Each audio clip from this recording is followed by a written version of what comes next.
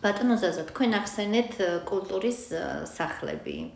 რომ ორი კულტურის სახლი ქონია კასპიის რაიონს და რა ხდებოდა უშუალოდ აი ამ კულტურის სახლებში? ძირითადად ერთი კულტურის სახლი იყო საზაფხულო, სადაც თითქმის ვერაფერი კეთდებოდა იმის გარდა რომ თქვა პატარა წრეები იყო, ისინი ორი ოთახი იყო დაბლა, სადაც აკერვისი იყო რაღაც ასეთი პატარა წრეები იყო.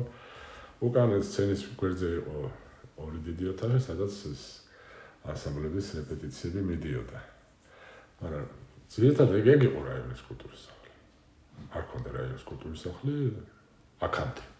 ეხლა გადაეცა ეს კულტურის სახლი 2016 წელს გადაეცა ფაქტიურად ძირითადად რაიონის კულტურის სახლი ეხლა გახდა. ცოტა ხანს შეფესე იყო ერქვა ხო ჰარმონია. და ეს იყო ცემენტის კულტურის სახლი. ეს პროფესიებს ეკუთვნოდა, სულაც არ აქვს თუფლება ჩვენ რაიონის ხელმძღვანელობას, რომ დავალებები მიეცემდა ხა აცები ტარდებოდა გრილობები კომუნისტური და იმათ ვინეტყოდა უარს ხო და როგორც ასეთი რაღაც კონცერტები რაღაცები თუ ტარდებოდა შეთანხმებოდა ყოფილიყო პროფესიებს იმათ. ესე რომ და საკმაოდ დამოუკიდებელი კულტურის სახლი იყო ეს ცემენტის კახლის. და ჩვენ ძირითადად ვატარებდით ხოლმე ახალგაზრდა რეპეტიციებს და მე უკვე როგორც მინდა გავაგზავნო რომ უკვე ახალი თაობა რო წამოვიდა ძველი თაობიდან ძირითადად ნუკრი გიგოლაშვილი და თენგიზ აბდუშელიშვილი დარჩნენ და დარელი ისა ტატუნაშვილი შალვა ამას უკვე მე ნელ-ნელა ემატება უმჯერესი ახალგაზრდობა ეს იყო ტარელი ტატუნაშვილი გიტარაზე უკრავდა, მაგარი ბიჭი იყო ძალიან. ხო, ბას გიტარაზე უკრავდა გელა მაჭარაშვილი. კარგი რომ სახელებები არ მოვიწყდება. ხო, უდანიგზე უკრავდა, მე უკვე ნუკრი აღარ უკრავდა უდანიგზე. გიგოლაში და უდანიგზე უკრავდა ბონდო ჯმუხაძე. უნიკალური ახალგაზრდა იყო, თავისი ნიჭით წინვალეთ ცეკვავდა, წინვალეთ ვეროდა, წინვალეთ უკრავდა. სამწუხაროდ ფაქტით აღარ არის ხო, აღარ აქვს ეს ახალგაზრდა ბიჭი. არც არის და არც იყო ძალიან დიდი. ხო, შემდეგ ამას ნელა-ნელა უკვე ემატება სხვა მუსიკოს ცვლილებები მიდიოდა რა. მაგრამ საქმე ის არის, რომ იმდენად ბევრი იყო ეს მუსიკოსები. ანუ თქვათ იგივე დრამერები, იგივე გიტარისტები. მოხდა ესეთი რაღაც მე უკვე 70-იან წლების შუაში. რომ ჯემალ ყაზარაშვილი მუშაობდა ოფიციალურად ელექტროაპარატის კულტურის სახლში. თენგიზ აბდუშელიშვილიც ელექტროში მუშაობდა. იყო ასეთი შალუტაშვილი თემური ბაკონოს ვეძახდით ხოლმე. ისიც იქ მუშაობდა, ბას გიტარაზე უკრავდა. და თენგიზ აბდუშელიშვილის დიშვილი იყო ეს ბონდო ჯმუხაძე და ბონდოც იქ წავიდა. ანუ გაკეთდა უკვე რაიონში ორი ასამბლე. ერთი ფანტელი და ერთი საპოვნელად დაერქვა იმასებს. ეს იყო ელექტროაპარატის კულტურის სახლის ასამბლე. და ეს იყო როგორი შეჯიბრი იცით? რომ აი ეხლა წარმოვიდგება ხო თვალწინს ბევრი ასამბლები როა ცეკვისა და ერთმანეთს რომ შუღლი არ აქვს თუ მეგობრები იყვნენ ხო? მაგრამ აბა რომელი უკეთეს სიმღერებს გააკეთებდა, რომელი ასამბლე კარგად დაუკრავდა. აქ მერე მოვიდა ძალიან ძლიერი თაობა კიდე ამ მეორე ასამბლეში, ამ დარჩენილ ასამბლეში. მოდის აქ უკვე გიანი პარიშვილი, კაცი რომელიც არ ვიცი, აი ასეთი ნიჭიერი კაცია, მე კაცში ეხლაც არ მეგულება. უნიკალური მუსიკოსი იყო. ბავშვობიდანვე დაიწყო თავისით ეს ყველაფერი, შემდეგ მუსიკალური სკოლა დაამთავრა 7 წლები პიანოზე უკრავდა და ფორტეპიანოზე ბრწყინვალედ. შემდეგ გააგრძელა სწავლა თბილისის საესტრადო სასწავლებელში. და პლუს ამას რომ უკრავდა თითქმის ყველა ინსტრუმენტზე, იქ ფლეიტაზე დაკვრაც ისწავლა. და რო ჩამოდიოდა კონცერტებზე ფლეიტაზეც უკრავდა. და პლუს ამას დაემატა კიდევ ერთი ძალიან მაგარი ახალგაზრდა, ეს უკვე ჩემი ასაკის და ეს გია ნიპარაშვილი, გია ყაზარაშვილი, ბას გიტარაზე და თამაზი ოშაყმაშვილი. ეს იყო, არ ვიცი, ყველანაირად ჩემკობრილი მუსიკოსი რა, თამაზი ოშაყმაშვილი. ახლა წარმოგიდგენიათ თვალწინ მიდგას მისი ნამღერი როგორ ბაძავდა თემურ ციკლაურს ისეთი ამაზი ტემბრის ხმა ქონდა და სხვათა შორის ცოტა ხანი ერთი წელი მე ჩემ პედაგოგთან წავიყვანე თბილისში ვსწავლობდი მე უკვე მუსიკალურ სასწავლებელში ჩემი კონსერვატორიაში ვსწავლობდა ვოკალს გადიოდა იქ სიმღერას მე მივიყვანე პედაგოგთან მაგრამ რაც გადაძლია მაინც თავის საქმიანობამ და წამოვიდა და მე უკვე უკრავდა ბენჩი მე პერიოდში მე უკვე მოდის რა ქვია კონცერტები კეთდება ეს ხალხი უკვე ცვლილება რომ მოხდა რა და დრამზე დაუკრელი აღარავი მყავდა მე მოვიდა ლუდოს ვეძახდით კარგი ბიჭი იყო იმან დაუკრა მაგრამ ეს გიანი პარიშვილი ისინი იმდენად ცვლიდნენ ერთმანეთს რომ ხანი თუ უკრავდა ხანი მეორე სასწაული რაღაცა იყო და პირველს ამას თვითონ გიას საკუთარი სიმღერები ქონდა ძალიან ბევრი დაწერილი და ამ სიმღერებს ხვეროდით ჩვენ უკვე რომ ასაფში ვიყავი და მღეროდი როგორც მომღერალი ისე ვიყავი ინსტრუმენტალისტი არასოდეს ყოფილი აი ამ შუალედში კიდე პატარა შუალედი იყო 72-73 წელი იყო მე ამაში არ მიმღერია პატარა ბავშვებმა შექმნეს პატარა ანსამბლი ია ერქვა ამასავს სადაც ღეროდნენ ნინო და მარინა ბერიანიძე ლია მენავდიშვილი თუ არ ვცდები კი ღეროდალიაც გია უკრავდა ყაზარაშვილი და მაშინ შემოვიდა ჯანეზაშვილი ნუგზარი ჩიტას რო ეძახით ასე და ყველამ რო გაიგოს ხოლმე რა რომელიც გიტარაზე წვენვალეთ უკრავდა ხო და ეს პატარა ბავშვებს სკოლის მოსწავლეებმა შექმნეს პატარა ჯგუფი რომელსაც ხელმძღვანელი ყავდა ვეღარ ვიხსენებ ის ხელმძღვანელი ვინ იყო ხო და მე ეს ნუგზარიც გადმოვიდა აქეთ ხარეს უკვე მე ეს დიდი ხანი არ იყო ეს ია ანსამბლი ია გამახსენდა ეგ პატარა ანსამბლი და კონკრეტულად პანტელი იყო ანსამბლი შემდეგ უკვე შემოდის ერთი წვენვალი პიროვნება ანსამბლებში რომელიც დაინიშნა კულტურის სახლის დირექტორად გივი გიგაური გივი გიგაური დამთავრებული ჰქონდა რაღაც სამსახიობო თუ რაღაცა და კარგად მღეროდა თქვენ წარმოვიდგინეთ და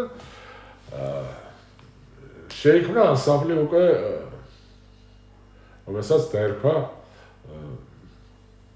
ახლა გავიხსენებ იმასაც იქ უკვე აქ ხდება უკვე რეპეტიციები ამ კულტურის სახლში აქ იყო უკვე დირექტორი გივი გიგაური უკან ბენდი იჯდა ჩვეულებრივად სადაც უკრავდნენ გიანი პარიშვილი ეს შაყმაშვილი უკრავდა ეს რა ქვია გია ყაზარაშვილი ხო ანსამბლი ურმული დაერქვა ეს უკვე სხვა ანსამბლია ანსამბლი ურმული რომელიც ხომ გითხარით უკვე განსხვავებული პროგრამა ქონდა მახსოვს მაშინ ვოკალზე მე ვიყავი თვითონ გივი იყო გიგაური და ნუკრი ეს იგოლაშვილი და თვითონ ეს ბიჭებიც ყველა მღეროდა რა და დაახლოებით აღარ მახსოვს 20-25 სიმღერა ქონდა კონცერტებზე დავდიოდით ბორჯომში ვატარებდით კონცერტებს ძალიან ბევრი გასვლითი კონცერტები ქონდა რა ხო მე მინდა ახლა არ მინდა კიდე ჩემზე ვილაპარაკო, მაგრამ მინდა თქვა ერთი სიტყვა. აუცილებლად. თქვენზე უნდა ილაპარაკო. 74 წელია, 74-75 წელია. იმ პერიოდში ტარდებოდა ასეთი რაღაცა, ვოკალის საესტრადო კონკურსი ჩვენ ვეძებთ ტალანტებს. ახლა როგორც ნიჭიერი ტალანტი ეგეთი რაღაცა რა.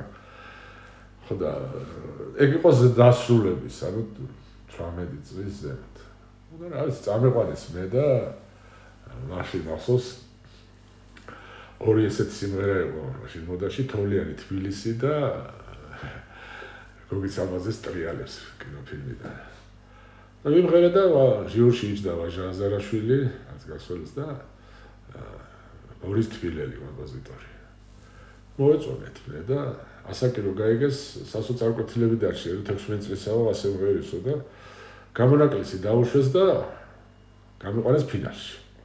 და ვისთან მიწევდა ახლა ესეთ ფინალი ჩემზე 7-8 წუთი უფროს ამაკაცებთან იმ პერიოდში თემურ ციკლაური მიიღო მონაწილეობა თემურ ევაზიშვილზე ლაპარაკი და 75-ის მერე თბილისის თუ ესტრადა და ეს პატარა ბიჭი ახლა ხო და ფინალურ ტურში ვიმღერე რაღაც ერთ-ერთი გამარჯვებული ისიც მივიყე და ბენდი ჩემი ყავდა ეს მინდა აღნიშნო არ იყო ფონოგრამა და რაღაცა ცოცხალი ბენდით ვიყავით წასულები. და ბენდში უკრავდა ზუსტად გია ყაზარაშვილი, გიანი პარიშვილი, ტარელ ტატროშ და ეს თამაზიო შაღნაშვილი და რაღაც.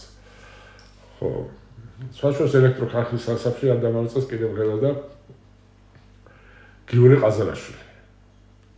ჩვენი შოტიკოს და შოტიკას დეიდა, მამიდა. ჩინელას და ხო. მასთანაც არ დუეტი ნამღერი. ხო. გემი ასეთ სიმღერა იყო ივერიას.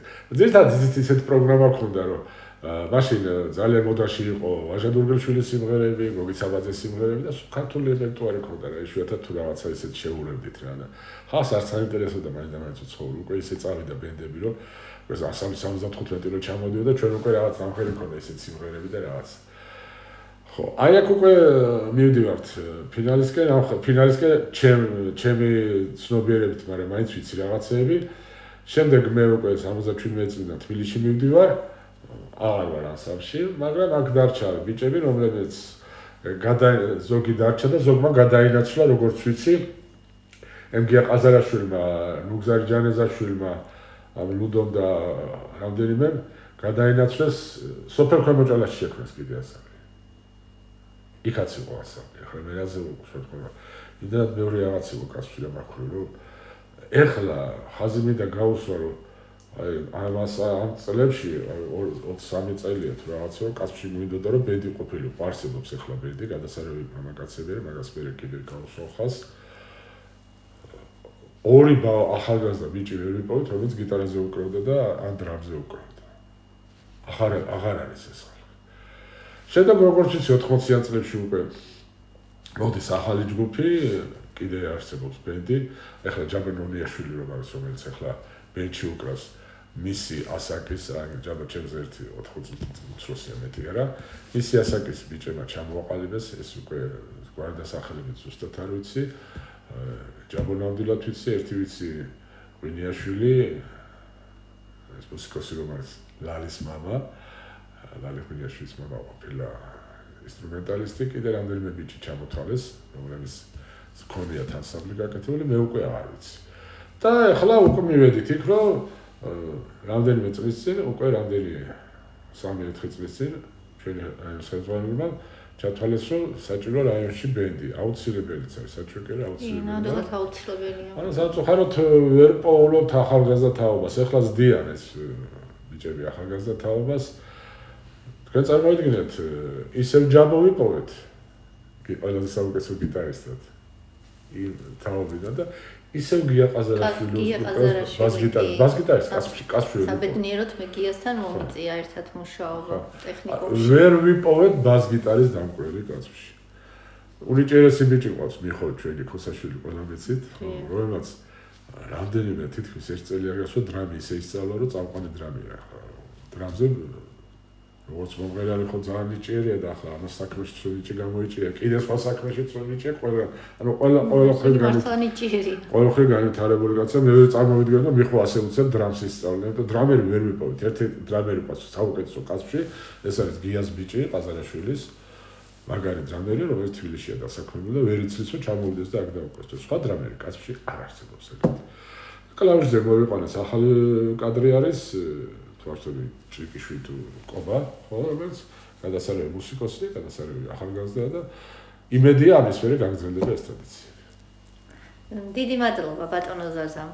ასეთი საინტერესო და აი რო იტყვიან სიახლისთვის ასეთი რაც კასპის მუნიციპალიტეტში ხდება, აი საესტრადო ასამბლთან დაკავშირებით. თუ მე გამოვჭა ბოდიშს მოვხდი ხალხს ვის არ ვიცი ახლა როგორი ყველა ჩამოთვალა შეიძლება ვიღაც გამოვჭა ბენდიდან ვინც უკრავდა წარმატებებს გისურვებთ თქვენ საქმიანობაში ასევე დიდი მადლობა DVV International-ს გერმანიის საგარეო საქმეთა სამინისტროს ფინანსური მხარდაჭერისთვის გერმანიის ათემო რადიოზეცსა და კასპის დასრულთა განათლების ცენტრის პარტნიორობისათვის მადლობა რადიო მსმენელს ჩვენ კი სულ მალე შევხვდებით მომდევნო გადაცემით მომავალ შეხვედრამდე